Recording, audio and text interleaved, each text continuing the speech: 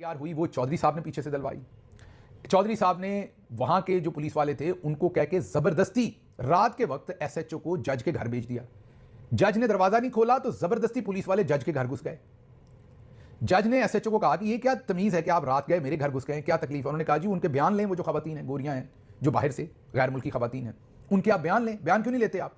जज ने कहा कि मेरा दिल करेगा तो लूंगा, आप मेरे घर में कैसे आ सकते हैं? जज ने कंप्लेन की, एफआईआर भी शायद दर्ज करवाने की कोशिश की है या करवाई है जज ने उस एसएचओ के खिलाफ। एसएचओ भी सस्पेंड हुआ, लेकिन पीछे से चौधरी ने चाबी दी हुई थी। एसएचओ जज के घर घुसा कि इन खवातीन की एफआईआर तो हो गई, इनके बयान भी लें। चौधरी साहब वाटर टाइट केस कर रहे थे। अच्छा, आगे भी बताते हैं आपको। ये तो आपको पता चल गया कि जज साहब के साथ भी ये हुआ। फिर पाकिस्तान के सारे मीडिया को आज आईएसआई की तरफ से खुसूसी तौर पर यह कहा गया कि फटे चुक दो, इसहाक डार का इस्तीफा मांगो। यह मैं कम से कम 3 बड़े चैनल्स के मुतबर लोगों से बात करने के बाद आपको बता रहा हूं कि पाकिस्तान के अंदर मीडिया को ये आईएसआई की तरफ से, ये आईएसपीआर की तरफ से कहा गया कि इसहाक डार वाले केस को डाई डाउन मत होने दे, फटे चुक दें, क्रिप्टो के अंदर ना छुपने दें इस केस को। यह केस असल में गैंग रेप का है, चुक दें फटे, इसहाक डार का इस्तीफा मांगे। अच्छा, यही मामला नहीं रुका। फैसल वोडा, जो आपको पता है कि मिलिट्री एस्टेब्लिशमेंट के मरकजी, आप उन्हें तर्जुमान कहें, वो तब लॉन्च होते हैं जब जनरल साहबान डायरेक्टली आपसे हम कलाम होना चाहते हैं, लेकिन इतना डायरेक्टली भी नहीं, मतलब उनके तवस्सुत से। फैसल वोडा साहब ने आज एक ट्वीट किया और उन्होंने कहा कि ये जो सारा मामला है ये गैंग रेप का मामला है, इसको कारोबारी मामला बना के दबाने की कोशिश की जा रही है। ये मुल्क इस तरीके से नहीं चल सकता, एक ठेके के तौर पर, एक बदमाशी के तौर पर। इसहाक डार डिप्टी प्राइम मिनिस्टर भी हैं और फॉरेन मिनिस्टर भी हैं, उनकी इसमें इन्वॉल्वमेंट है, उन्हें फौरी तौर पर इस्तीफा देना चाहिए। ये गैंग रेप का केस है, इसमें वीज़ों में भी मुआवनत हुई है, सरकारी वसाइल का इस्तेमाल भी हुआ है। आप हमें बेवकूफ़ ना बनाएं, ये मामला मजीद अब ऐसा नहीं चलेगा, आप इस्तीफा दें। तो एक किस्म का आईएसआई के डीजीसी कह लें, फैसल नसीर, जब फैसल वोडा बोलते हैं तो आप उन्हें फैसल नसीर ही समझिए, वो कह रहे हैं कि आप इस्तीफा दे दें इसहाक डार साहब, ये काम मजीद नहीं चलेगा। अब याद कीजिए, हमने आपको खबर दी थी कि इसहाक डार इजिप्ट से जाना चाहते थे, कायरो से स्विट्जरलैंड, और उनको डांट के कहा गया था कि वापस जाओ यहां से, यहां नहीं आना। फिर आपको ये एक और भी खबर दी थी कि इल्जाम है, क्लेम है, स्पेकुलेशन है, जाहिर हमारे पास कागज तो नहीं है, इल्जाम है कि इसहाक डार साहब, एक कारोबारी ने इल्जाम लगाया कि उन्होंने मुझसे पैसे मांगे, और इसहाक डार साहब की बड़े चौधरी साहब जो हैं, आसिम मुनीर साहब, उनके दफ्तर ने खिंचाई की कि आप क्या कर रहे हैं, क्योंकि उस बिजनेसमैन का मेरा ख्याल सारा मामला जो है वो बड़े चौधरी साहब के साथ ही डील होता था। तो ऑलरेडी, और जब आप इसहाक डार की बात करते हैं तो ये ज़हन में रखिएगा कि इसहाक डार एक्सटेंशन है नवाज शरीफ के इंटरेस्ट की इस गवर्नमेंट के अंदर। वो शहबाज शरीफ के ऊपर चेक एंड बैलेंस के लिए बिठाए हुए हैं। आगे चलते हैं अब इसमें। तो फैसल वोडा साहब खुल के आगे, तो यहां से आप ये समझ लीजिए कि आईएसआई खुल के आगे एक और वकील जिनके बारे में ये तासुर है, ये समझा जाता है कि वो आईएसआई के टाउट वकील हैं, अली इशफाक साहब। उनके बारे में आपको पता है कि पूरा पाकिस्तान यही गुमान करता है, तासुर है, ख्याल है, ओपिनियन है कि वो आईएसआई के टाउट वकील हैं, और हर उस केस में लोग समझते हैं कि वो आते हैं जहां आईएसआई उन्हें छोड़ती है।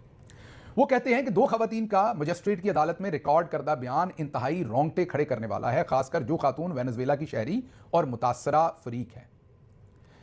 सिंगापुर क्रिप्टो, इस्लामाबाद, नथिया गली, लाहौर का बंगला, इंस्टाग्राम प्रोफाइल, खानदानी तस्वीर, एलॉन मस्क की कंपनी में इन्वेस्टमेंट डील, लड़कियों का रो रो कर बयान, वीडियो रिकॉर्डिंग, लाइव लोकेशन, अदालती पेशी में कौन लोग पेश हुए, असल किरदार इस वक्त कहां हैं, पुलिस का शुरू से अब तक का किरदार, इस हद तक इंतजामी बदनीयती, बेशुमार हकायक खुद को सामने ले आएंगे। तजिया इस पर मुझे तो ये लगता है, मेरा ओपिनियन है कि उन्होंने लिख के दिया कि ले बच्चे ये ट्वीट कर दे।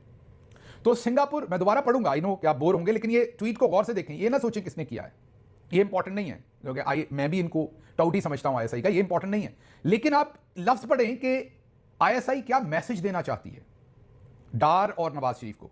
सिंगापुर, क्रिप्टो, इस्लामाबाद, नथिया गली, लाहौर का बंगला, इंस्टाग्राम प्रोफाइल, खानदानी तस्वीर, एलॉन मस्क की कंपनी में इन्वेस्टमेंट, लड़कियों का रो रो कर बयान, वीडियो रिकॉर्डिंग, जर्नल्स ये बता रहे हैं ये सब कुछ है हमारे पास, लाइव लोकेशन ये भी है हमारे पास, अदालती पेशी में कौन लोग पेश हुए ये भी है हमारे पास, असल किरदार इस वक्त कहां है हमें ये भी पता है वो कहां है, पुलिस का अब तक का किरदार हमें यह भी पता है पुलिस को आपने इन्फ्लुएंस किया हुआ है, बदनीयती, जर्नल्स ये वाज़ेह पैगाम दे रहे हैं कि हमारी मान जाएं जो हम आपसे मांग रहे हैं, ना मांगे तो ये सब कुछ है, आपको तुन के रख देंगे। तो ये दूसरा पैगाम है। नजम सेठी साहब ने जरा डिफरेंट तजिया किया है। उन्होंने कहा कि लड़कियां जा चुकी हैं, केस तकरीबन खत्म है, को 5-6 महीने जेल के अंदर रखेंगे, उसके बाद छोड़ देंगे। मेरा ख्याल ये कि 6 महीने भी नहीं रहेंगे, थोड़ी देर रहेंगे, जर्नल्स को सौदा करेंगे, उन्हें गैंग रेप से क्या अनफॉर्चुनेटली 10,000 करें, हाफ फ्राई, फुल फ्राई या नेफे में पिस्तौल तो गरीब के चलता है। इन्होंने बाहर आना ही आना है 2-3 महीने में। सिर्फ जर्नल्स के साथ सौदेबाजी होनी है कि किस हद तक होती है। जैसे ही होगी तो ये बाहर आ जाएंगे। सब सौदेबाजी के लिए इस्तेमाल हो रहा है। और नजम सेठी साहब का तज्जिया दुरुस्त है। 6 महीने थोड़े ज्यादा कह गए, शायद हो सकता है 6 महीने ही रहें, लेकिन उनका तज्जिया दुरुस्त है कि इसमें कुछ नहीं होना, ये आखिर पर डील ही होनी है।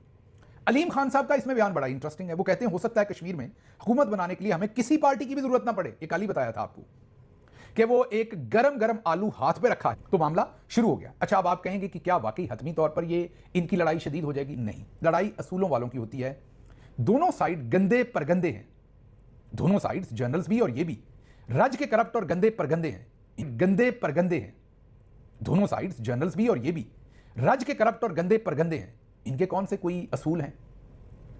अगर सौदेबाजी हो गई तो ये लड़ाई सुबह खत्म हो जाएगी। तो इसलिए आने वाले दिनों में देखेंगे कि ये सब कुछ क्या बनता है। अच्छा, एक और टाउट छोड़े गए हसन अयूब साहब, और उन्होंने तो जो विक्टिम थे, ये रेप की विक्टिम है, उनकी तस्वीर ही जारी कर दी।